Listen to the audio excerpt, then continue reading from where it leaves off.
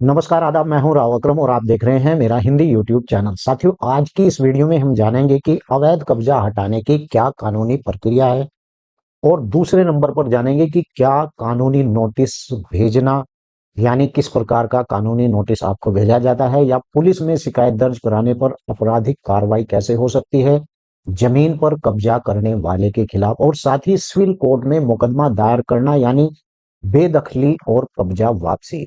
आइए आज की इस वीडियो में हम विस्तार से जानकारी करेंगे, लेकिन उससे पहले आपसे गुजारिश है कि अगर आप लोग इस YouTube चैनल पर पहली बार आए हैं तो कृपया चैनल को सब्सक्राइब कर लें, और अगर आप लोग लगातार इस वीडियो को देख रहे हैं और मेरे चैनल पर आप सब्सक्राइबर हैं तो वीडियो को लाइक जरूर कर दें और शेयर अपने दोस्तों में जरूर करें।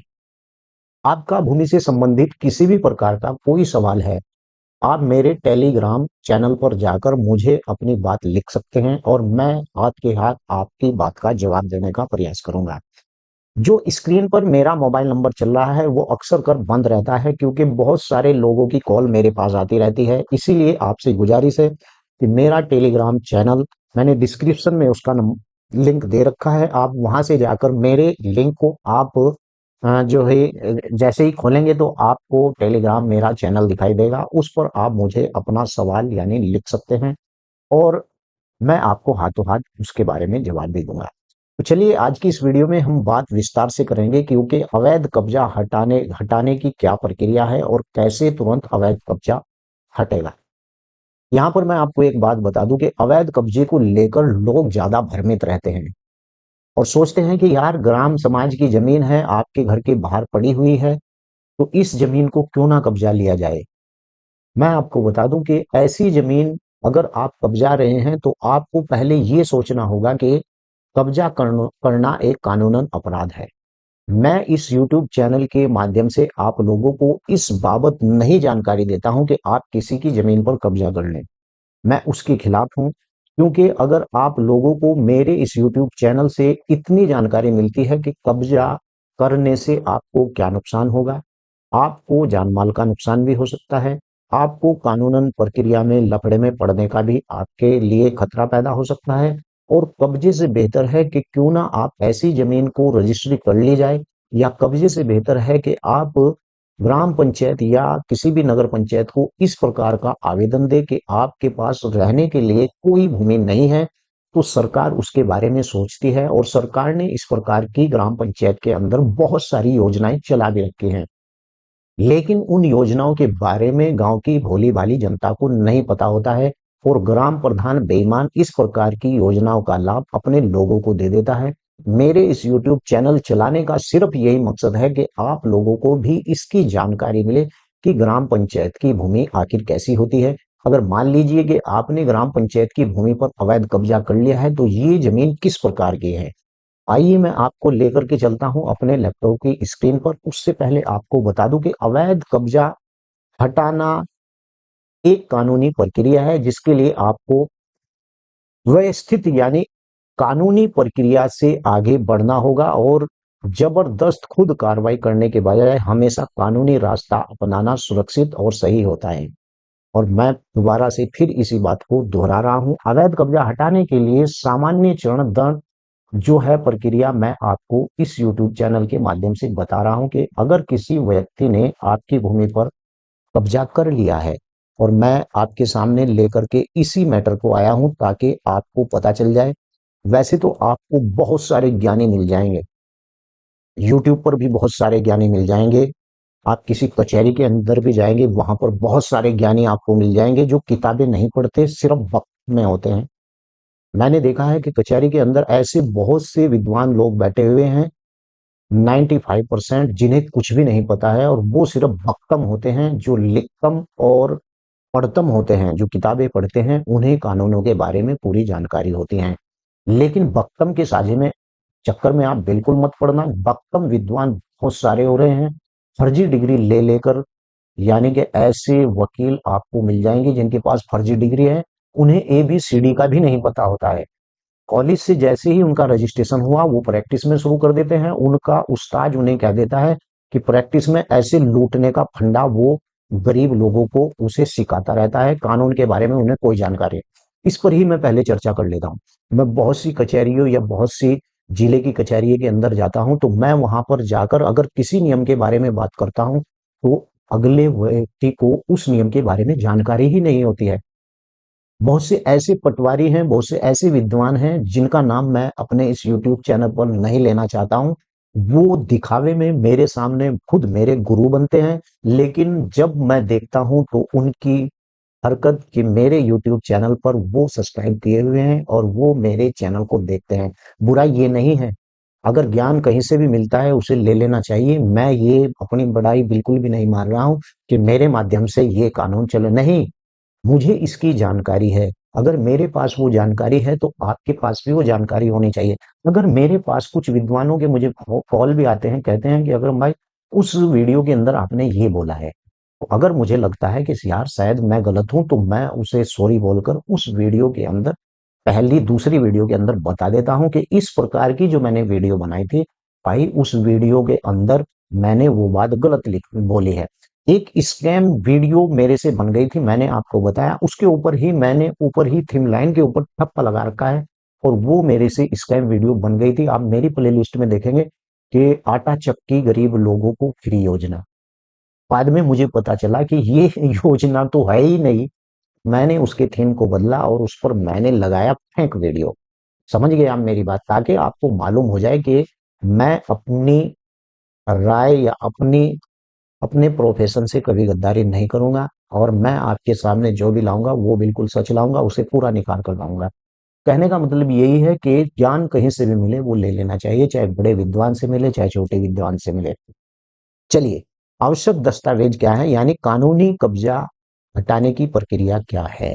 सबसे पहली बात तो यही है कि कब्जा हटाने की क्या प्रक्रिया है। आवश्यक दस्तावेज इकट्ठा करना। भाई आपकी जमीन पर कब्जा हो गया है तो आपके पास इस प्रकार के कागज तो होने चाहिए कि भाई आपके बाप दादा की थी, आपकी किसी के आपका कब इस पर कब्जा होया, तो इस बात आपके पास होने चाहिए। सबसे पहले स्वामित्व के साबित करना होगा कि ये सभी दस्तावेज क्या आपके बाप के नाम ये जमीन थी। दूसरा, संपत्ति स्वामित्व के कागज, यानी कि आपके पास कोई टाइटल रजिस्ट्री कोई इस प्रकार की है। जमाबंदी खसरा खतौनी नकल रिकॉर्ड ये आपके पास होना चाहिए। और प्रॉपर्टी टैक्स की रसीदें। अब प्रॉपर्टी टैक्स क्या है, वीडियो भले ही लंबी हो जाए यार, पूरी देख कर जाना। और आप ऐसे मुझे घूर कर मत देखिए क्योंकि मैं इस यूट्यूब चैनल पर इसी प्रकार से बोलता हूँ और यही कारण है कि मेरी बात लोगों को समझ में आती है। तो कहने का मतलब यही है कि प्रॉपर्टी रसीदें टैक्स क्या है। आप जब भी अपने खेत की या अपनी भूमि का लगान देते हैं तो आपको एक रसीद दी जाती है, वही प्रॉपर्टी टैक्स है। संपत्ति तस्वीर, यानी आपके पास वीडियो फोटोग्राफी इस प्रकार की तो यार होनी चाहिए। आपके पास ऐसा नक्शा हो प्रमाण पत्र तो होना ही चाहिए। पहचान प्रमाण पत्र होना चाहिए, आधार कार्ड होना चाहिए, यदि संभव हो तो जमीन की सीमांकन, यानी कि जो जो आपके पास सीमांकन है उसे जरूर करवा लेना चाहिए। नंबर दो, नोटिस भेजना, कानूनी नोटिस भेजना। एक अनुभवी वकील की आपको जरूर सलाह लेनी चाहिए। मान लीजिए कि आपकी जमीन पर कब्जा हो गया, अब मैंने पहले ही बता दिया भाई, आप कचहरी में जब भी जाएंगे तो वहां पर झूठे लोग बैठे हुए हैं। अधिकतर, मैं सबको नहीं कह रहा हूं, अधिकतर झूठे लोग कि वो पुलिस से लाख पढ़कर आए और वहां रजिस्ट्रेशन कराया और रजिस्ट्रेशन कराने के बाद उनके उस्ताद ने उन्हें जो है एक धंधा सिखा दिया। ये धंधा बिल्कुल भी नहीं चलेगा क्योंकि कोर्ट कचहरी कानून पर चलती है, धंधेबाजी पर बिल्कुल नहीं चलती है। एक अनुभवी वकील की आपको आवश्यकता है जो जमीन से संबंधित हो। पता नहीं कि जमीन के वकील की जगह आपने क्रिमिनल का कर लिया भाई। ऐसे भी बहुत से वकील हैं, क्रिमिनल भी देख रहे हैं, सिविल भी देख रहे हैं, सब कुछ देख रहे हैं, उन्हें कुछ नहीं पता है, उन्हें तो बस पैसे कमाने से मतलब। लाओ तारीख पर पेशकार ने 500 रुपए मांगे हैं, फला की कागज कटवा दूंगा 1,000 रुपए। ये एक धंधा है, यही कमाने का इनका एक जरिया है। तो मैं आपको बता दूं कि आप एक अच्छे से वकील की सलाह लें। वकील के माध्यम से कब्जा करने वाले व्यक्ति से जुड़ा एक कानूनी लीगल नोटिस आप टाइप करवाएं और उन्हें निश्चित समय सीमा पर संपत्ति खाली करने के लिए कहा जाए। वो वकील आपको एक नोटिस टाइप करेगा, अगर समझदार वकील होगा तो वो कहेगा कि भाई ये संपत्ति आपकी नहीं है, इसके हमारे पास पूरे डॉक्यूमेंट्स हैं, आप इस संपत्ति को खाली कर लें, अन्यथा आपके खिलाफ यानी पंगा हो जाएगा। पुलिस में इसकी शिकायत दर्ज करना और आपराधिक कार्रवाई, यदि कब्जा हाल ही में हुआ है तो जबरदस्ती किया गया है तो आप संबंधित पुलिस स्टेशन में जाकर उसकी एफआईआर भी करा सकते हैं।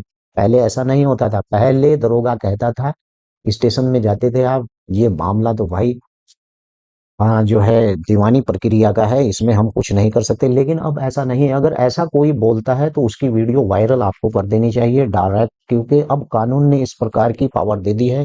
आपराधिक अतिक्रमण दंड भारतीय दंड संहिता आईपीसी की धारा 441 के तहत शिकायत दर्ज की जा सकती है। और पुलिस एफआईआर दर्ज नहीं करती है तो आप गैर संज्ञेय अपराध रिपोर्ट एनसीआर दर्ज करवा सकते हैं, या मजिस्ट्रेट कोर्ट के माध्यम से एफआईआर दर्ज करने की अपील भी आप कर सकते हैं। अब सिविल कोर्ट अदालत दायर करना, बेदखली, कब्जा, वापसी, ये क्या है? मैंने भैया पूरा चार्ट बना रखा है। और हाँ, आपको एक बात और बताऊं, वर्ष 2016 में उत्तराखंड के अंदर से एक दिन का मुख्यमंत्री हरीश रावत की सरकार गिरी थी। आने वाली इसी पर मेरी वीडियो रहेगी। अगर मैं इस वीडियो को यूट्यूब पर डालता हूं भाई, ज्यादा से ज्यादा शेयर करना, और वीडियो को ज्यादा ज्यादा फेसबुक पर अक्सर कर उत्तराखंड उत्तर प्रदेश के पे ज्यादा करना, क्योंकि मैं उस वीडियो के अंदर आपको बताने वाला हूं कि एक दिन का मुख्यमंत्री किस तरीके से 9 विधायकों के द्वारा गद्दारी करके सरकार को घेर दिया गया था। तो चलिए अभी तो वापस लौटकर हम इसी पर ही आते हैं कि मुकदमा, यानी कि सिविल कोर्ट मुकदमा दायर करना, बेहद, कब्जा, वापसी, यानी कि अब यहां से मैंने एक चार्ट बनाया है महत्वपूर्ण, यानी आप कदम उठा सकते हैं। वशिष्ठ राहत अधिनियम 1963 की धारा 5, इसके अधीन आप, यदि आपके पास संपत्ति का स्वामित्व टाइटल है, जमीन आपके पास है, तो आप कब्जा वापस लेने के लिए सिविल प्रक्रिया संहिता सीपीसी के तहत यानी मुकदमा दायर कर सकते हैं। ऐसा नहीं है कि आप नहीं कर सकते। वशिष्ठ राहत अधिनियम 1963 की धारा 6 क्या कहती है, मैं आपको बता दूं। यदि आपको किसी संपत्ति में अवैध रूप से बेदखल कर दिया गया, यानी कब्जा हाल ही में छीना गया, तो आप इस धारा के तहत जल्द कब्जा वापस पाने के लिए मुकदमा दायर कर सकते हैं, अगर आपकी निजी संपत्ति पर यानी मुकदमा है। और मैं आपको बता दूं कि अस्थायी निषेधाज्ञा और इस प्रकार के लिए आवेदन आपको कहाँ करना होगा? परमानेंट इंजेक्शन, यानी कि आप कोर्ट में ऐसा आदेश मांगा जा सकता है जो कब्जा करने वाली संपत्ति के साथ धोखाधड़ी या छेड़छाड़, नुकसान करने से रोक सकता है। राजस्व अधिकारियों के पास भी आप इसकी शिकायत कर सकते हैं। ऐसा नहीं कि आप इसकी शिकायत ना करें, राजस्व अधिकारी के पास भी आप इसकी शिकायत कर सकते हैं। और कहां पर कर सकते हैं? यदि मामला सरकारी या ग्राम समाज भूमि से संबंधित है तो आप स्थानीय तहसीलदार, एसडीएम, वैसे ये लोग सुनते तो भाई किसी की नहीं है। इसके ऊपर मैं आपको एक बात बताऊंगा। मेरे गांव के अंदर, मेरी नगर पंचायत के अंदर एक श्रेणी 6-2 की जमीन है, जिस पर जो है बहुत लंबा मामला चल रहा है। लेकिन वहाँ लेखपाल को, रुड़की के लेखपाल या कानूनगो को से मेरी बात हुई। उन्होंने मुझे बताया कि साहब, श्रेणी 6-2 की जमीन में नाम दर्ज प्राइमरी स्कूल का है, तो खतौनी में नाम प्राइमरी स्कूल का है, तो मालिकाना अधिकार उसे ही है। ये सरासर गलत है। इन लोगों को कानून नियम का नहीं पता है। अगर श्रेणी 6-2 की जमीन के ऊपर प्राइमरी स्कूल का नाम दर्ज है, तो प्राइमरी स्कूल को उस भूमि का उपयोग करने का अधिकार है। लेकिन मालिकाना हक कानूनन या तो ग्राम पंचायत को होगा, या नगर पंचायत को होगा, या राजस्व विभाग को होगा, या राज्य सरकार को होगा। यहाँ किसी को नहीं पता भाई। उस पर ही मैंने मुख्यमंत्री पोर्टल पर बहुत शिकायत डाल रखी है ऐसी। लेकिन मुझे, मेरा शिकायत का मतलब ये नहीं कोई मेरी शिकायत का निवारण कर दे। मैं ये जांच रहा हूं कि इन लोगों को नियम का पता है भी या नहीं। बिल्कुल भी इन लोगों को नियम का नहीं पता है। तो एसडीएम के कार्यालय में शिकायत दर्ज करानी चाहिए आपको, अगर ऐसा मामला है। एसडीएम के पास भी अवैध कब्जा हटाने के लिए वशिष्ठ शक्तियां होती हैं, और उसका भी आप फायदा ले सकते हैं। और जल्द कार्रवाई करें, क्योंकि आपके कब्जे के बारे में पता चले तुरंत कानूनी प्रक्रिया आपको शुरू कर देनी चाहिए। वकील की सलाह आपको ले लेनी चाहिए।